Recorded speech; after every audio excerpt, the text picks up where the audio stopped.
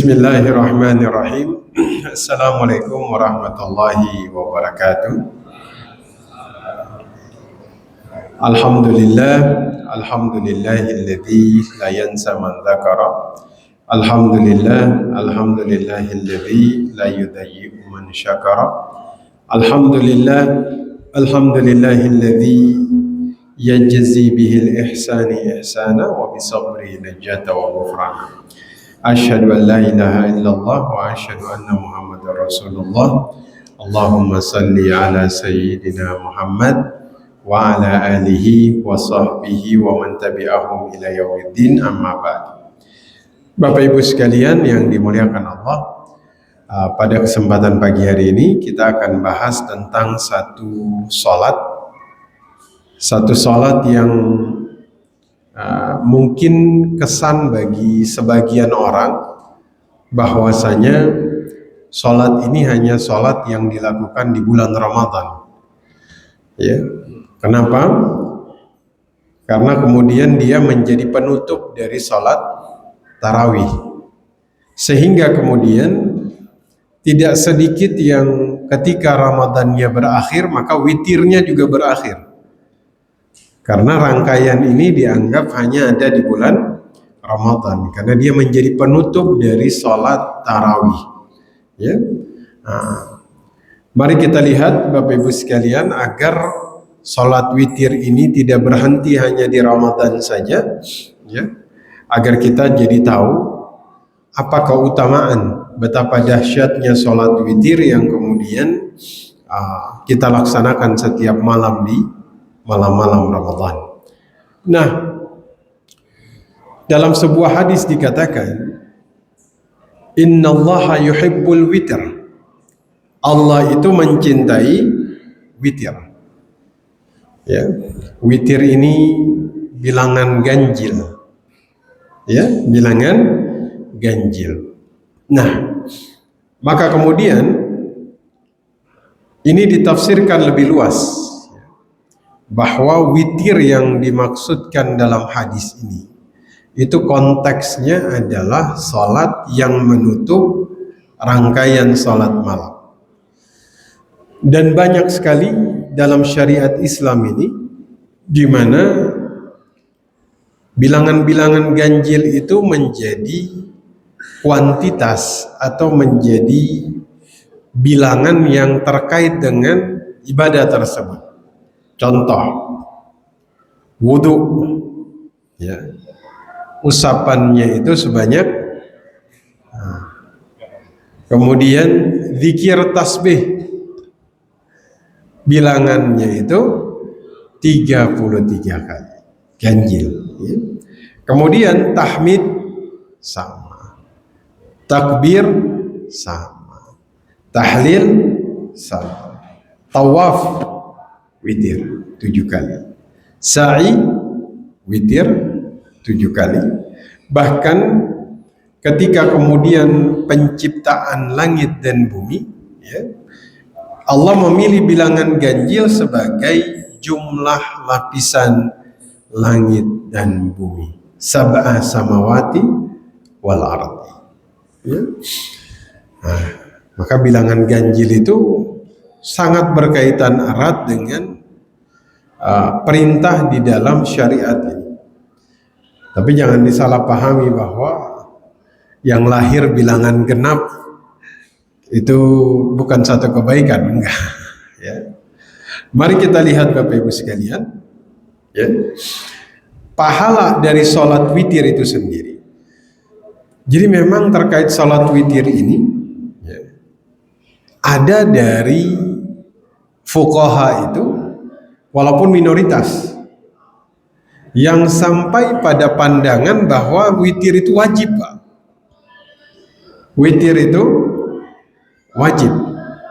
Mazhab Hanafi, Imam Abu Hanifah, saking pentingnya witir, maka sebagian menyatakan bahwa hukumnya itu apa? Wajib. Kalau jumhur menyatakan itu sunnah muakkad. Ya, sunnah muakkad berarti posisinya di atas sunnah. sesuatu yang tidak pernah hampir nggak pernah ditinggalkan oleh baginda Nabi Sallallahu Alaihi Wasallam. Bahkan Nabi menyatakan dalam sebuah hadis, beliau bersabda, 3 perkara yang bagiku itu wajib hukumnya dan bagi kalian itu hukumnya tatawu atau sunnah. Salat witir bagi Nabi itu wajib, salat duha bagi Nabi itu wajib, udhiyah kurban bagi Nabi itu wajib. Kalau bagi kita hukumnya tatawu. Dari hadis ini saja kita melihat betapa pentingnya ini witir, sampai Nabi itu menyatakan bahwa bagi Nabi hukumnya wajib, bagi umatku hukumnya tatawu atau sunnah. Bahkan Imam Ahmad Ibnu Hanbal menggunakan barometer witir untuk menerima persaksian seseorang. Jadi bagi Imam Ahmad Ibnu Hanbal, man tarakal witr, barang siapa meninggalkan witir secara sengaja, maka tidak diterima persaksiannya. Jadi jika ada satu persaksian, itu baru diterima, kata Imam Ahmad, ukurannya dia sholat witir atau tidak. Betapa kemudian ini jadi ukuran yang sangat luar biasa. Ini kan berarti dalam pengambilan keputusan ketika mereka meminta satu pandangan atau satu hujah, satu kesaksian dari seseorang, Imam Ahmad itu menggunakan apa? Witir sebagai, ini dia sholat witir nggak? Oh, ini kan luar biasa ketat, ya. Nah, maka di sini, ya, maksud Imam Ahmad di sini adalah menurut Ibnu Qudamah, ini sebenarnya adalah penekanan betapa disunnahkannya sholat witir ini. Sampai-sampai mereka menjadikan sholat witir sebagai barometer seseorang itu diterima atau tidak persaksiannya. Ini kan orang kalau bersaksi itu biasanya berkaitan dengan hal-hal penting. Maka kalau dia tidak sholat witir, berarti kesaksiannya disangsikan, diragukan. Ya. Nah, dari sisi pahala, ya, Bapak Ibu tahu onta merah? Kalau baca dalam kitab-kitab fikih, ada beberapa pahala yang diidentikan dengan onta merah. Ya, ini menunjukkan gambaran pahala yang didapatkan seseorang yang mengamalkan satu amalan, ya, onta merah. Dalam beberapa hadis, sering Nabi menjadikan onta merah ini sebagai simbol bagi sesuatu yang nilainya tuh tidak bernilai, mahal sekali. Mungkin kalau kita coba gambarkan, ya, kalau Imam Nawawi dalam syarah Sahih Muslim, beliau bilang onta merah itu aset kekayaan yang sangat dibanggakan pada zaman dahulu. Ya, kira-kira kalau mobil kita coba nilai dengan onta merah apa-apa? Limosin, Lamborghini, ya pokoknya sesuatu yang mahal sudah, yang sulit didapatkan. Itu sering dijadikan sebagai simbol nilai dari sesuatu, ya, apalagi berkaitan dengan amalan. Ya, misalnya contoh, dalam satu riwayat yang masyhur dikatakan bahwasanya barang siapa yang menjadi wasilah, dia menjadi jalan hidayah bagi seseorang. Maksudnya dia itu berhasil mengislamkan seseorang, ya. Maka jika dia menjadi media, dia menjadi wasilah, dia menjadi asbab seseorang masuk Islam, maka kemudian dia dapat pahala yang lebih baik dari onta merah. Lebih baik. Ini berarti nilainya sangat bernilai. Kalau sampai nilainya itu dipakai ukuran di atas onta merah, berarti itu sangat bernilai sekali. Pertanyaannya Bapak Ibu, mudah atau sulit menjadi perantara keislaman seseorang? Sulit, karena butuh kemampuan ya, butuh kefasihan di dalam menyampaikan argumentasi, di dalam menjelaskan hujah-hujah kepada orang lain. Cukup sulit. Ada yang kemudian pernah masuk Islam tapi belajar dulu setahun. Orang yang begitu kritis, orang yang begitu kemudian ingin mencari kebenaran, makanya dia belajar, dan orang yang mengajarkan itu juga harus kemudian memiliki kemampuan tersebut. Ya. Nah, namun tidak mudah. Ya. Maka inilah indahnya Islam. Kita dikasih kemudahan untuk mendapatkan satu pahala atau kebaikan melalui sesuatu yang Allah buka seluas-luasnya. Nah, sholat witir itu pahalanya sama seperti bapak ibu menjadi mediasi keislaman seseorang. Bayangkan, Allahu Akbar. Sholat witir itu nilainya sama bapak ibu ya, dengan menjadi wasilah keislaman seseorang. Sama, pahalanya tuh lebih baik dari seekor onta merah. Subhanallah. Jadi kalau kita lihat betapa Allah ini dengan maha pemurahnya, misal contoh sahabat dulu membebaskan seorang budak itu hanya amalan yang mampu dilakukan oleh orang yang berharta, betul?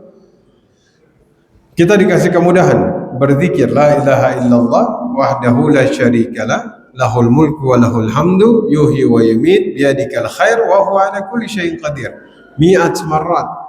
Satu hari cukup 100 kali, maka dia dapat pahala membebaskan seorang budak. Menjadi mediasi atau menjadi asbab keislaman seseorang sulit. Allah kasih kemudahan lain. Apa itu? Sholat witir. Subhanallah. Tinggal meluangkan waktu sejenak, sebentar, melaksanakan sholat witir, ya, sah sudah. Ya, ini kan sesuatu yang sangat luar biasa, di mana ketika kita tidak melaksanakan maka rugi serugi-ruginya. Rugi serugi-ruginya. Ya. Kata Nabi sallallahu alaihi wasallam, "Innallaha amaddakum bis-salatin hiya khairul lakum min humrin na'am." Masyaallah. Sungguh kata Nabi, Allah menganugerahkan kalian sebuah solat, di mana solat ini lebih baik dari sekedar seekor onta merah. Masya Allah. Solat apa itu? Al-witru. Solat witir. Ja'alallahu lakum fima baina salatil isya an yatlu al-fajri. Sudah solatnya ini mudah, rentang waktunya panjang. Dari kapan? Ba'da isya sampai sebelum subuh. Kan kadang ada amalan yang waktunya ini sempit. Waktunya sempit, nggak banyak. Contoh misalnya zakat fitrah. Zakat fitrah ini kan nggak cukup panjang ya. Waktunya hanya setahun sekali. Sudah begitu dalam setahun sekali, walaupun ulama berpandangan sejak muncul hilal Ramadan sampai terakhir itu sudah mulai dibayarkan dari awal, tapi waktunya terbatas. Ya. Yang kita lihat pada hari ini ada satu amalan waktunya panjang seumur hidup, dari ba'da isya sampai waktu fajar. Masya Allah. Sampai waktu fajar. Berapa jam itu Bapak Ibu? Ba'da isya setengah 8 jam. Panjang. Masya Allah. Rugi kalau kemudian tidak dilaksanakan. Rugi kalau misalnya dia berhenti hanya di Ramadan. Syariatnya ini bukan di Ramadan saja, tapi sepanjang sepanjang tahun. Ya. Bahkan Nabi itu kalau safar biasanya beliau sholat di atas kendaraannya, di atas onta. Ya. Maksudnya sholat yang dimaksud di sini sholat yang sunnah. Kalau wajib beliau turun dari ontanya. Tapi sholat yang sunnah kalau beliau safar beliau sholat di atas ontanya. Nah, satu sholat yang selalu diupayakan oleh Nabi, ya karena memang tadi di awal saya sampaikan bagi Nabi hukumnya wajib. Ya, kalau safar itu kita dikasih rukhsah, betul? Yang wajib 4 bisa jadi 2, bisa digabung satu dengan yang lain, bisa dijamak, ya. Dikasih keringanan. Namun Nabi, ya, kalau yang wajib dikasih keringanan, maka yang sunnah ini ada seseorang yang tidak melaksanakan tidak mengapa ketika dia safar. Tapi Nabi Shallallahu Alaihi Wasallam dalam safarnya dikatakan bahwasanya ada satu sholat yang tidak pernah beliau tinggalkan walaupun dalam keadaan safar sekalipun. Apa itu? Witir, Pak. Masya Allah. Ini kadang kita jangankan safar kita jaga, mukim pun nggak dikerjakan. Lagi mukim pun ditinggal, apalagi safar. Kalau Nabi safar saja dikerjakan, apalagi sedang mukim. Maka Bapak Ibu, jaga ini sholat witir. Pahalanya lebih baik dari sekedar seekor onta merah. Pahalanya setara dengan wasilah keislaman seseorang. Nabi tidak pernah meninggalkan witir walaupun sedang safar sekalipun. Ya. Nah, padahal kita tahu Bapak Ibu sekalian, safar itu rukhsah, dispensasinya banyak. Bahkan yang sedang puasa pun boleh tidak puasa. Tapi kita melihat bahwasanya yang dihukumi sunnah muakkad di sini justru dikejar-kejar oleh Nabi Sallallahu Alaihi Wasallam. Maka ini menunjukkan sholat sunnah ini bukanlah sholat sunnah biasa. Bukanlah sholat sunnah biasa. Karena Rasul Sallallahu Alaihi Wasallam yusabbihu ala rahilati qabla ayyi wajhin tawajjaha wa yutiru 'alaiha ghaira annahu la yusalli 'alaiha al-maktubah. Kata Abdullah ibnu Umar, Nabi itu bertasbih di atas ontanya kemanapun ontanya menghadap, beliau sholat witir di atasnya kecuali sholat fardu. Ya, Masya Allah. Mudah-mudahan Allah mudahkan kita. Amin ya rabbal alamin. Kadang-kadang Ramadan berakhir, witirnya berakhir. Karena kita suka, karena dia satu rangkaian sama tarawih, makanya tarawihnya habis, witirnya juga habis. Ya. Sudah waktunya panjang, ba'da isya sampai fajar, ya, rakaatnya pun dikasih kemudahan. Berapa maksimalnya sholat witir? Ada yang menyatakan 11. 9 boleh? Boleh. 7 boleh? Boleh. 5 boleh? Boleh. 3 boleh? Boleh. 1 boleh? Boleh. Kalau Bapak Ibu biasanya berapa maksimalnya? Kita kalau enggak 1, 3. Ya. Umar bin Abdul Aziz itu termasuk khalifah yang tarawihnya itu witirnya 5, Pak. Witirnya 5. Tarawihnya 36. Totalnya 41 rakaat. Ya, saya rasa kalau ada Tangerang 41 rakaat ya Gak harus tunggu sampai 10 hari terakhir rakaatnya berkurang. Hari kedua itu sudah habis sudah. Ya, witir 5 jamaah udah protes. Jangan di masjid ini, kenapa? Witirnya 5. Ya. Maka kemudian Bapak Ibu sekalian, witir ini keutamaannya sangat dahsyat sekali. Sangat besar sekali. Ya. Cukuplah kemudian kita tahu bahwasanya Nabi Shallallahu Alaihi Wasallam menyatakan, "Thalathun hunna alayyal faraid, wa hunna lakum tatawu." Ya, ada 3 hal bagiku hukumnya itu fardu, dan bagi kalian umatku hukumnya sunnah. Saya ulangi lagi, 1 apa?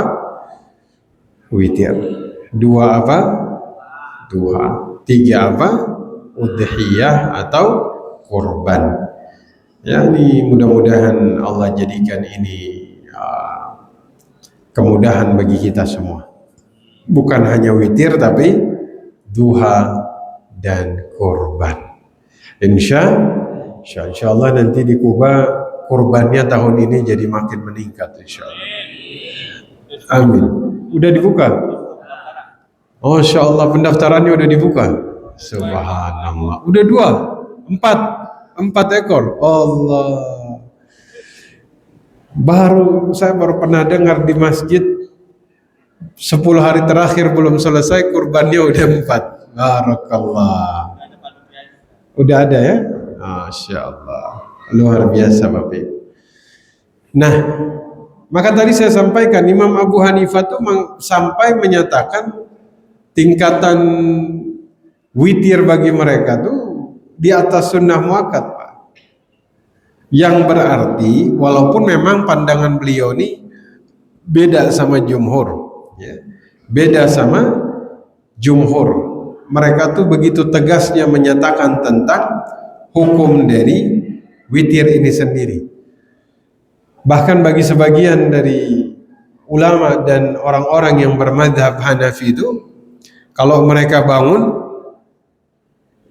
belum witir, maka mereka akan mengqadha witir dulu baru sholat subuh. Saking gak mau lepas kemuliaan witir ini, sampai mengqadha witir dulu baru subuh. Ini kan berarti benar-benar mengejar. Karena mereka melihat Nabi safar saja berdasarkan hadis tadi dikejar, apalagi kita. Makanya mereka bahkan kalau bangun sudah subuh, kan rentang waktunya sampai subuh. Kalau sudah subuh berakhir. Kalau mereka bangun sudah subuh, sudah lewat, diqadha dulu witirnya. Masya Allah. Baru salat subuh. Saking ingin mengejar keutamaan dari witir, walaupun mereka tahu waktunya sudah berakhir. Ya, nah, ini ada sesuatu yang kemudian sudah luar biasa. Mari kita lihat terkait caranya. Ya, tadi keutamaannya sudah. Sekarang mari kita lihat caranya. Bagi yang sudah terbiasa, Bapak Ibu yang sudah terbiasa, pasti sudah paham. Ini bukan pembahasan yang asing lagi. Bahwasanya salat witir ini dilakukan kapan? Akhir untuk menutup rangkaian salat malam. Akhir, jadi salat untuk menutup. Jadi salat terakhir yang dilakukan untuk menutup rangkaian salat ibadah yang dia lakukan di malam hari.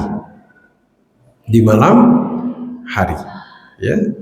Nah, makanya dulu itu Bapak Ibu, ulama itu kalau misalnya sebelum tidur mereka merasa khawatir, ya, capek begitu, khawatir witirnya nggak dapat, sebelum tidur tuh sudah witir dulu baru tidur.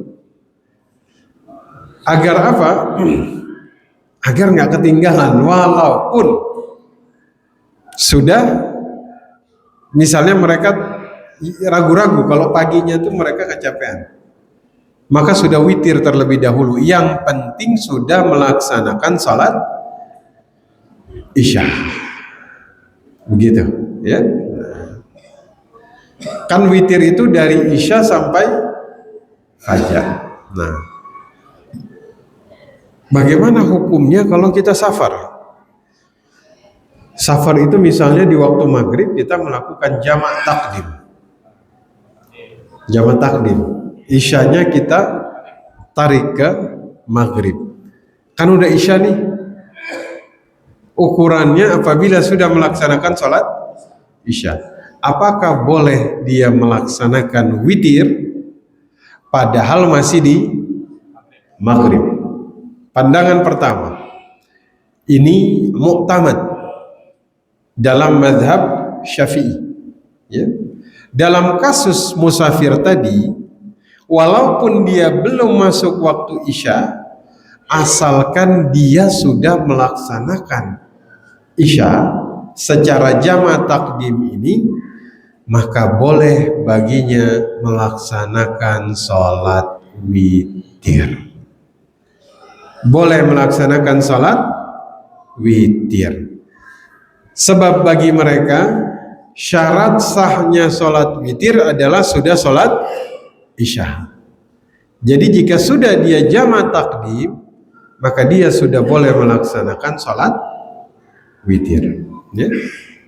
Nah, namun sebaliknya, kalau ada orang dia ketiduran nih, bangunnya jam 3, belum sholat Isya, maka dia belum boleh sholat witir sebelum dia sholat Isya terlebih dahulu, ya. Nah. Namun kemudian Bapak Ibu sekalian, ada juga yang sebagian menyatakan boleh witir asal sudah di waktu Isya. Sudah di waktu Isya. Artinya kita melihat di sini Bapak Ibu sekalian, pembahasan dari fuqaha ini untuk memberikan kelapangan, untuk memberikan kemudahan bagi kita dalam situasi-situasi tertentu agar bisa terus melaksanakan ibadah ini.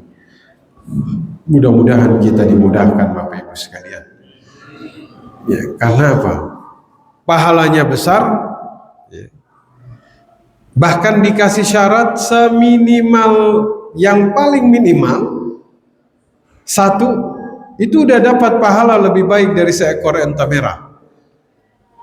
Ini kan berarti kayak antum misalnya dikasih sayembara, barang siapa berhasil iktikaf, ini misalnya 10 hari penuh di Masjid Kuba, dapat hadiah apa misalnya? Jangan umroh, yang mahalan juga, umroh mahal juga, cuman kira-kira apa itu? Dapat hadiah umroh, dapat haji furoda. Masya Allah. Syaratnya berapa hari? 10 hari. Terus ada yang nawar, Pak Manto, boleh nggak kalau saya cuma 9 hari? Boleh. Hadiahnya apa turun dari haji furoda umroh? Enggak, tetap dapat haji furoda. Ada yang nawar lagi, gimana kalau 8 hari Pak Manto? Saya kerja, oh boleh katanya. Habis itu dia turunin lagi, ada yang nawar, kalau 5 hari masih boleh? Boleh. Kalau 3 hari masih boleh? Boleh. Terus yang terakhir dia bilang, kalau sehari masih dapat nggak? Boleh. Ya walaupun jarang kita temukan seperti itu. Orang yang ngasih rukhsahnya sampai segitu itu cuma Allah. Gimana kira-kira kalau Bapak Pak Manto dikasih pertanyaan begitu? Saking keselnya jawaban, udah antum nggak usah itikaf, ntar dia kayak ini jawabannya jadi pakai ironis begitu. Ya. Kita dikasih waktu panjang sampai seminimal mungkin, ya, maka mudah-mudahan kita tidak kemudian meninggalkan. Ya, secara umum batas minimal berapa rakaat? 1 rakaat minimal, masya Allah. Ya. Maksimalnya kalau jumhur bilang tadi 11. Namun dalam praktiknya, ya, jika sengaja memilih yang minimal tanpa ada uzur, maka itu kata ulama kurang disukai dalam syariat. Gampangin, maksudnya antum kalau punya uzur, monggo ambil yang paling minimal. Tapi kalau nggak punya uzur, silahkan 5, 3, 5, 7, 9, 11. Ya, ada orang misalnya sengaja pilih batas minimal. Ya. Imam Syafi'i, mazhab Syafi'i boleh pilih, ya, paling minimal, ya, silahkan. Ya. Memang dalam praktiknya, fi'liyahnya, baginda Nabi Sallallahu Alaihi Wasallam, apakah Nabi kemudian pernah sholat witir 1 atau tidak, 1 rakaat atau tidak secara fi'liyahnya. Namun beliau membolehkan dalam sabdanya witir 1 rakaat sebagai landasan kebolehannya. Ya, misalnya ya Allah, kita nih kalau mau jujur kadang kita nih pilihnya yang minimal, betul. Ya. Ada uzur kagak? Nggak ada uzur saja pilihnya 1, apalagi ada uzur. Ya Allah, mudah-mudahan kita dikasih sehat, dikasih kelapangan, ya. Ya, ini minimal kita 3 lah, gitu ya. 5. Intinya, menurut ulama kalau memilih yang minimal tanpa ada uzur yang itu kurang disukai. Walaupun landasannya 1 saja boleh. Ya, seperti itu. Nah, maka kemudian Bapak Ibu sekalian, dalam witir itu ada fasal, ada wasal. Ada fasal, ada wasal. Saya kira dalam praktek insya Allah istilah ini sudah, kalau dalam praktek sudah sangat masyhur. Cuman dari sisi istilah saja. Apa itu fasal? Fasal itu artinya memisahkan. Memisahkan. Apa yang dipisahkan? Misal dia witirnya 3 rakaat. Maka dia bisa melakukan fasal dengan cara dia 2 rakaat dulu, dia salam, baru dia naik lagi, dia lanjut 1 rakaat, baru kemudian dia salam. Itu namanya witir dengan fasal. Fasal itu berarti memisahkan 2 dengan 1. Nah, praktek ini Bapak Ibu sekalian adalah praktek yang paling utama menurut mazhab Syafi'i. Fasal, memisahkan dengan salam, 2 dengan 1. Berdasarkan hadis dari Abdullah ibnu Umar bahwa Rasul itu melaksanakan fasal 2 rakaat dulu, baru kemudian lanjut dengan 1. Ya. Maka Bapak Ibu sekalian, walaupun lebih utama menurut mazhab Syafi'i fasal, lebih utama fasal dalam mazhab Syafi'i, namun jika dia menjadi imam, maka menurut mereka meninggalkan fasal itu lebih utama. Yang berarti wasal, langsung mubasyaratan 3 rakaat 1 salam. Ya, 1 salam. Ya. Maka kemudian ketika dia sholat 2 rakaat pertama, dia niatkan 2 rakaat itu sebagai bagian dari witir. Ala kulli hal Bapak Ibu, mau nanti ada masjid dia wasal atau dia fasal, sah semuanya, tidak usah diperdebatkan. Ya, tidak usah diperdebatkan. Yang harus kita perdebatkan adalah orang yang meninggalkan witir. Bukan yang 2, 1 ataupun 3. Semuanya baik insya Allah. Fikih ini luas. Kalau hati kita nggak luas juga, nanti jadi sempit kita. Fikih ini luas. Kadang-kadang hati kita ini yang sempit, yang sampai kemudian saling menyalahkan. Ya. Nah, maka Bapak Ibu sekalian, tadi fasal ya. Kalau mazhab Syafi'i 2-1 itu lebih utama. Namun kalau dia imamin 3 itu dianjurkan. Nah, wasal itu sendiri misalnya 3, 5 seterusnya tanpa ada jeda, tanpa ada salam, ya. Nah, kata mazhab Syafi'i tadi, Syafi'iyah, ini lebih baik jika dilakukan seorang imam, ya, seorang imam, ya. Jika kemudian dalam ini Allahu Akbar, lapangnya hati mereka, Pak, ya. Kenapa? Untuk menjaga jika makmumnya ini ada yang menyelisihi pandangan mereka bahwa 2-1 itu mereka itu langsung 3, maka jika imamin 3 saja langsung. Masya Allah. Ini kelapangan hati mereka di dalam menyikapi perbedaan. Kalau munfarid sendiri fasal lebih utama. Namun kalau ngimamin pakai wasal saja. Takutnya yang makmum ini ada yang berpandangan wasal. Allahu Akbar. Kalau kayak begini rasanya indah benar ya. Ukhuwahnya itu luar biasa. Jangan sampai ribut-ribut gara-gara fasal sama wasal, akhirnya apa? Jadinya anak nggak mau sholat lagi di sini. Nah, itu karena nggak dikasih parcel itu. Ya, Masya Allah. Mudah-mudahan sekali lagi kita dimudahkan. Amin ya Rabbal Alamin. Nah, kita lihat surah apa yang kemudian biasanya dibaca. Surat yang dibaca sunnah. Sunnah ini berarti dianjurkan. Rakaat pertama dia baca surah Al-A'la.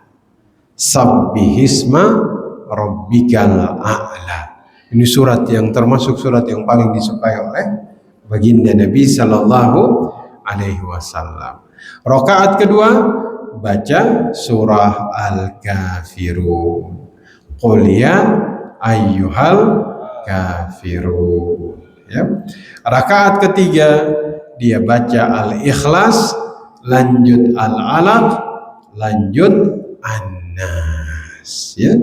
Kalau ulama Syafi'iyah, ba'dul ulama min ulama Syafi'i, dari ulama Syafi'i itu ada tambah Al-Alaq, An-Nas berdasarkan riwayat dari Ummul Mukminin Ibunda Aisyah dalam Sunan At-Tirmidzi. Ya. Mari kita lihat. Jelas ya? Terus tadi saya sampaikan ada ulama yang habis Isya sudah witir. Gimana kalau ternyata tengah malam mereka bangun lagi? Nah, ini gimana ini? Misalnya taraweh udah witir. Kalau udah witir dia qiyamul lail lagi. Misalnya, wah gimana ini Ustadz? Kan udah witir, ya. Itu kan udah penutup. Kan memang desain witir ini untuk menutup rangkaian salat malam.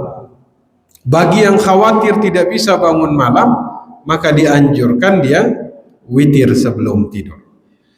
Ya. Namun kalau udah witir tiba-tiba dia bangun tengah malam, apakah witir boleh dilakukan? Apakah kemudian boleh tahajud dilakukan? Kan udah witir. Kalau udah witir kan berarti sudah penutup. Saya mengutip apa yang dikatakan Imam An-Nawawi, ya, bahwasanya jika misalnya seseorang itu sudah melakukan witir, dia bangun lagi, monggo silahkan tahajudnya dilakukan. Witir sudah tidak dilakukan lagi. Kenapa? Tidak ada 2 witir dalam satu malam.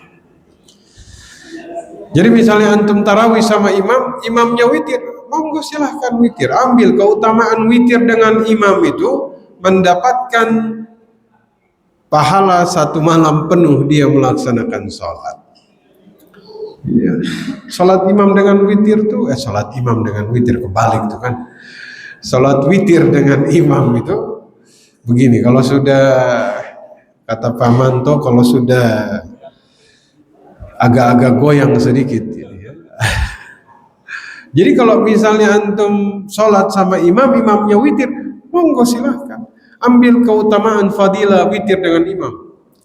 Nanti misalnya antum bangun lagi tengah malam, tahajud, tapi witirnya boleh tidak dilakukan lagi karena sudah dia awalkan. Ya, Masya Allah. Ya. Maka kemudian tadi saya sampaikan ada mazhab yang kalau sudah terlewat witir sampai di qadha, ya, sampai di qadha. Ya kalau mazhab Syafi'i itu ya kalau sudah dia lewat mengqadhanya sunnah, melaksanakan di waktunya sunnah muakkad. Namun tadi mazhab Hanafi kalau sudah lewat berarti mengqadhanya juga wajib. Karena mereka menyatakan bahwasanya witir itu wajib. Ya, maka mengqadhanya juga adalah sesuatu yang wajib. Maka Masya Allah, mari kita jaga Bapak Ibu. Jangan sampai hilang keutamaan ini. Ya, nanti hari misalnya nih, tadi kita ngobrol sama Pak Manto, sama Mas Andi, ini kemungkinan ntar malam nih isbat ya. Kalau isbat dilakukan 2 hari sebelum, kemungkinan mungkin karena hilalnya sudah mulai kelihatan. Jika misalnya besok tarawih, bukan tarawih, itu kan salah lagi nih Pak. Nanti malam takbiran, berarti besok itu Idul Fitri. Nah, entar malam Idul Fitri itu semalamnya jangan lupa sholat witir. Sebisa mungkin antum jaga. Kalau misalnya kecapean seharian makan ketupatnya sampai 12 biji, ya kan? Ini kemungkinan nih tidur sampai subuh nih Ustaz. Ya udah sebelum tidur sholat lah. Sholat witir, sebelum tidur sholat witir, nggak apa-apa. Ya, 1 rakaat boleh. Tapi kalau kagak ada uzur, menurut sebagian ulama kurang disukai. Tapi kalau 1 juga sudah sah, aman. Ya, insya Allah aman. Mudah-mudahan dimudahkan. Nah, doa setelah witir saya rasa kita sudah sering ya. Subhana malikil quddus, subuhun quddusun rabbul malaikati waruh, atau subhana malikil quddus, subhana malikil quddus, subhana malikil quddus, subuhun quddusun rabbul malaikati waruh. Allahumma inni a'udzu biridhaka min sakhatika wa bi mu'afatika min 'uqubatika wa a'udzu bika minka la uhsi thana'an 'alaika anta kama athnaita 'ala nafsi. Masya Allah. Inna Allah yuhibbul witir. Allah mencintai witir. Maka orang yang melaksanakannya otomatis dapat cinta Allah Subhanahu wa ta'ala. Dan cinta Allah ini adalah anugerah yang sangat agung yang diimpikan oleh setiap muslim di dalam hidupnya. Allah kalau sudah mencintai seorang hamba, ya, fanada Jibril, Jibril dipanggil. Kemudian diumumkan, ya Jibril, innallaha ta'ala ahabba fulan. Aku mencintai si fulan, fa'ahabbahu, maka cintailah dia. Habis itu Jibril, karena beliau adalah penghulu para malaikat, sayyidul malaikah, dia akan menyeru kepada segenap penghuni langit, Allah mencintai si fulan, maka kalian cintai dia. Ini kenikmatan yang luar biasa. Maka untuk mendapatkan cinta Allah Subhanahu wa taala, maka salat witir adalah salah satunya. Karena Allah itu witir, Allah itu esa, Allah itu tunggal, maka Allah mencintai salat witir. Saya kira itu yang saya sampaikan Bapak Ibu sekalian pada kesempatan pagi hari ini, dan penutup rangkaian kajian Ramadan saya ditutup di Masjid Quba pada pagi hari ini. Ya. Alhamdulillahirabbil alamin. Mudah-mudahan bermanfaat apa yang kemudian saya sampaikan, ya, dan ini bisa menjadi amalan yang Bapak Ibu jaga. Karena saya ingatkan, amalan itu kalau kata Aisyah, aku mendengar Nabi itu mengatakan, inna ahabbal a'malu ilallah, amal yang paling Allah cintai, adwamuha wa in qalla, yang didawamkan, yang dijaga kuantitasnya walaupun dengan jumlah yang sedikit. Ya, maka mari kita jaga walaupun sedikit tapi dia terus berjalan. Itu lebih Allah cintai daripada yang banyak tapi jarang-jarang. Lebih baik mana Pak? Satu hari satu juz bulan Ramadan tapi hanya setahun sekali, atau satu hari dua ain tapi sepanjang hari selama setahun? Lebih baik mana? Yang lebih baik yang banyak tapi rutin. Satu juz selama 365 hari lebih baik. Tapi namanya kita manusia, ada futurnya Pak Manto. Futur itu saat dimana amalan kita ini mengalami penurunan. Tapi tidak apa-apa, walaupun menurun tapi jangan sampai hilang. Jangan sampai drastis. Jangankan Bapak Ibu, jangankan saya, sahabat sekelas Hanzalah al-Usayyidi, seorang penulis wahyu, dia menulis wahyu Pak, pernah berkumpul bersama Nabi. Dia merasakan imannya itu naik setinggi-tingginya, tapi waktu pulang ke rumahnya, ketemu anak istrinya, ketemu kebun-kebunnya, dia merasa imannya ini turun lagi, ngedrop. Maka dia teriak di jalanan, Hanzalah nafaqah, Hanzalah nafaqah, Hanzalah nafaqah, Hanzalah munafik, Hanzalah munafik. Lewat Abu Bakar, limadza ya Hanzalah, kenapa kamu teriak begitu? Ya Abu Bakar, saya kok bersama Nabi iman saya setinggi-tingginya, berpisah dengan Nabi iman saya dropnya jauh banget. Kata Abu Bakar, saya juga merasakan hal yang sama.